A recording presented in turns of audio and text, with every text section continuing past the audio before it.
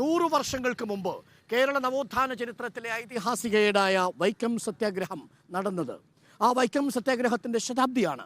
വൈക്കം മഹാദേവ ക്ഷേത്രത്തിന് സമീപത്തുള്ള റോഡുകളിലൂടെ അവർണ വിഭാഗത്തിൽപ്പെട്ട മനുഷ്യർക്ക് സഞ്ചരിക്കാൻ കഴിയാതിരുന്നൊരു കാലം, അവർ മനുഷ്യരാണ് എന്നതുപോലും പൊതുസമൂഹം കണക്കാക്കാതിരുന്ന കാലം, ആ മനുഷ്യർക്ക് വഴിനടക്കാനുള്ള അവകാശം നേടിക്കൊടുത്ത വൈക്കം സത്യാഗ്രഹത്തിൻ്റെ ശതാബ്ദി ആഘോഷങ്ങൾക്ക് ഇന്ന് തുടക്കമാവുകയാണ്. അഖിലേന്ത്യാ ശ്രദ്ധ നേടിയ പോരാട്ടമായിരുന്നു അത്. വൈക്കത്ത് നിന്നും ലേബി സജീന്ദ്രൻ നമുക്കൊപ്പം ചേരുന്നു. ലേബി സജീന്ദ്രൻ, നമ്മുടെ നവോത്ഥാന ചരിത്രത്തിലെ ഏറ്റവും ശ്രദ്ധേയമായൊരേട്, ഒരുപക്ഷെ മനുഷ്യനെ മനുഷ്യനായി കാണാൻ നമ്മെ പഠിപ്പിച്ച നവോത്ഥാന സമര ചരിത്രത്തിലെ ഏറ്റവും തിളക്കമാർന്ന ദിനമാണ് ഇന്നത്തെ ദിവസം. എങ്ങനെയാണ് വൈക്കം സത്യാഗ്രഹത്തിന് ശതാബ്ദി ദിനാഘോഷത്തിന് വൈക്കം ഒരുങ്ങിയിരിക്കുന്നത്? ലേബി, good morning. Good morning doctor Arun. Vaikom Satyagraha ശതാബ്ദി ആഘോഷത്തിന് വൈക്കം ഒരു വർഷം മുമ്പേ ഒരുങ്ങി തുടങ്ങിയിരുന്നു. ഇവിടെ ഒരു വർഷമായി പരിപാടികൾ നടന്നു വരികയാണ്. അയിത്തോച്ചാടനത്തിന് വേണ്ടി നടന്ന ഐതിഹാസിക സമരം എന്നത് ഇന്ത്യയിൽ തന്നെ ഇത്തരത്തിൽ ഒരു വഴിനടപ്പിന് വേണ്ടിയുള്ള സമരത്തിന്റെ തുടക്കമായിരുന്നു. അയിത്തോച്ചാടനത്തിന് വേണ്ടി നടന്ന ഇന്ത്യയിലെ ആദ്യത്തെ സമരം എന്നും ഇതിനെ വിശേഷിപ്പിക്കാൻ സാധിക്കും. അന്ന് ടി.കെ. മാധവനായിരുന്നു ഈ സമരത്തിന്റെ ഊർജ്ജ സ്രോതസ്. അതിനുശേഷം കാക്കിനടയിൽ നടന്ന അഖിലേന്ത്യാ കോൺഗ്രസ് കമ്മിറ്റിയുടെ സമ്മേളനത്തിൽ പ്രമേയം അവതരിപ്പിച്ചതോടെയാണ് ഇതിന് ദേശീയ ശ്രദ്ധ വന്നത്. പിന്നീട് മഹാത്മാഗാന്ധി കെ.പി. കേശവമേനോൻ അധ്യക്ഷനായ പ്രദേശ് കോൺഗ്രസ് കമ്മിറ്റിയോട് ഈ സമരം ഏറ്റെടുക്കാൻ ആവശ്യപ്പെടുകയായിരുന്നു.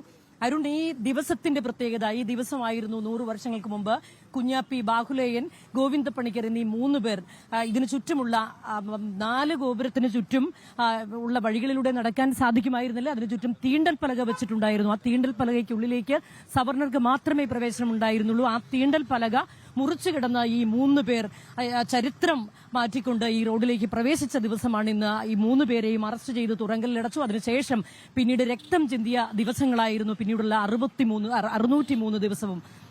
ഈ വഴികളിലൂടെ തൊട്ടടുത്ത ദിവസങ്ങളിൽ ഓരോരുത്തരായി തീണ്ടൽ പലക മുറിച്ചുകൊണ്ട് അകത്തേക്ക് കിടന്നു. ഇവരെയൊക്കെ അറസ്റ്റ് ചെയ്തു നീക്കി.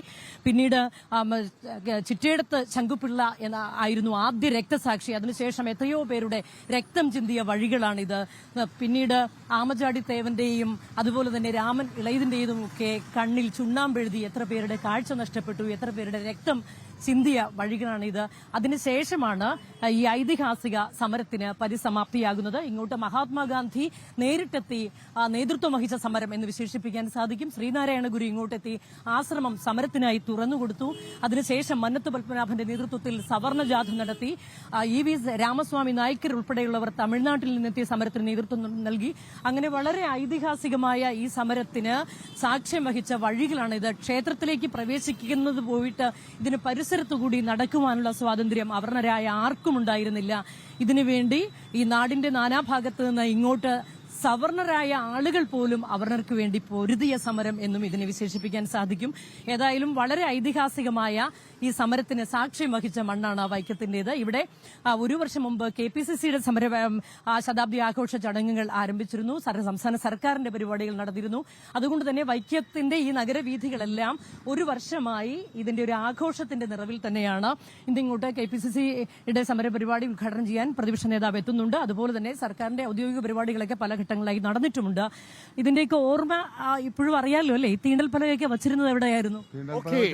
ഒന്ന് എന്റെ പേര് ബാബു ആ ബിയ്യ ജ്വല്ലറിയുടെ ഇപ്പുറത്തായിട്ട് കാണുന്ന ഇവിടെയാണ് ഒന്ന് ഇവിടെ പടിഞ്ഞാണ്ട്, പിന്നെ വടക്കേനട സ്കൂളിന്റെ അവിടെ. അതിന്റെയൊക്കെ ഒരു ഭീകരത പറഞ്ഞു കേട്ട് അറിയാലോ അല്ലേ?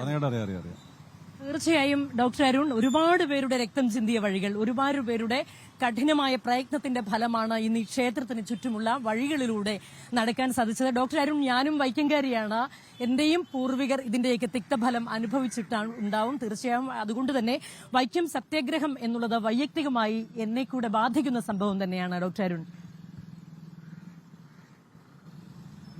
ലേബിയുടെ മാത്രമല്ല, എനിക്ക് തോന്നുന്നു നമ്മളൊക്കെ അനുഭവിക്കുന്നതിന് മുമ്പ് നമ്മൾ അനുഭവിക്കുന്ന ഈ സ്വാതന്ത്ര്യമൊക്കെ എത്രയോ മനുഷ്യരുടെ യാതനകളാണ് എന്നതാണ്.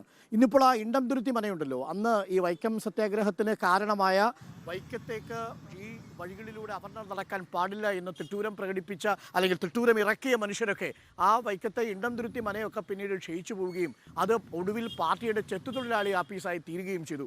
ആ ഇണ്ടംതുരുത്തി മനയിലാണ് നമ്മുടെ ഗാന്ധിജി വൈക്കം സത്യാഗ്രഹവുമായി ബന്ധപ്പെട്ട മനയിലെ നമ്പൂതിരിയോട് സംസാരിക്കാൻ ചെല്ലുമ്പോൾ നമ്പൂതിരി ഒരു 100 മീറ്റർ അകലെ ഇരുത്തിക്കൊണ്ട് പുറത്ത് തയ്യാറാക്കിയിരിക്കുന്ന സത്യാഗ്രഹ പന്തലിൽ ഗാന്ധിജി ഇരുത്തുകയും താൻ മനക്കിൽ നിന്ന് ഗാന്ധിജിയോട് സംസാരിക്കുകയും ഒരു സവർണ ഹിന്ദുവിന് എന്താണ് ഇതിനപ്പുറം ചെയ്യാൻ കഴിയുക എന്ന ചോദ്യം ചോദിച്ച് ഗാന്ധിജിയെ കുഴക്കിയതും ഇന്ന് ആ ഇണ്ടംതുരുത്തി മന അവർണർക്ക് കൂടുതൽ അവകാശപ്പെട്ടിരിക്കുന്ന എന്ന് നമ്മൾ അന്ന് കരുതുന്ന ആ വഴികളിലൂടെ നടന്നവർ പിടിച്ചെടുക്കുകയും അതിനിപ്പോൾ ചെത്തുതൊഴിലാളി ആഫീസായി മാറുകയും ചെയ്തിട്ടുണ്ട്. അതും ചരിത്രമാണ് എന്നുള്ളതാണ്. അപ്പോൾ കണ്ണിൽ ചുണ്ണാമ്പെഴുതുക എത്ര ക്രൂരമായ രീതികളിലാണ് ആ കാലഘട്ടത്തിൽ ഈ വഴി നടക്കാൻ വേണ്ടി മനുഷ്യർ ശ്രമിച്ചപ്പോൾ അതിനെ നേരിട്ടത് എന്നതുകൂടി നമ്മുടെ നവോത്ഥാനത്തിലെ ഐതിഹാസികമായ ഒരു ഏടാണ്. പെരിയോറടക്കം എത്തിയിട്ടുണ്ട്, ഗാന്ധിജി എത്തിയിട്ടുണ്ട്. വളരെ ശ്രദ്ധേയരായിട്ടുള്ള നവോത്ഥാനത്തിലെ നായകന്മാർ ഒരുമിച്ചിറങ്ങിയാണ് ആ തിണ്ടാരിപ്പലക എടുത്തു മാറ്റിയത്. ഇപ്പോഴും ഉണ്ട് കേട്ടോ, നരന് നരന ശുദ്ധ വസ്തുവാണെന്ന് പോലും എന്നാണ്, തൊടുന്നത് തീണ്ടലാണെന്ന് പോലും എന്ന് കവി എഴുതിയത് ഈ ലോകത്തെയൊക്കെ കണ്ടിട്ടാണ്. ആ ലോകം മാറി വരുന്നു, പക്ഷേ അപ്പോഴും നമ്മളെ വളരെ വേഗം പിന്നോട്ട് പിടിച്ച് നടത്താനുള്ള ചില കൈകളും നീണ്ടുവരുന്നു എന്നതാണ് ഏറ്റവും പ്രധാനപ്പെട്ട കാര്യം.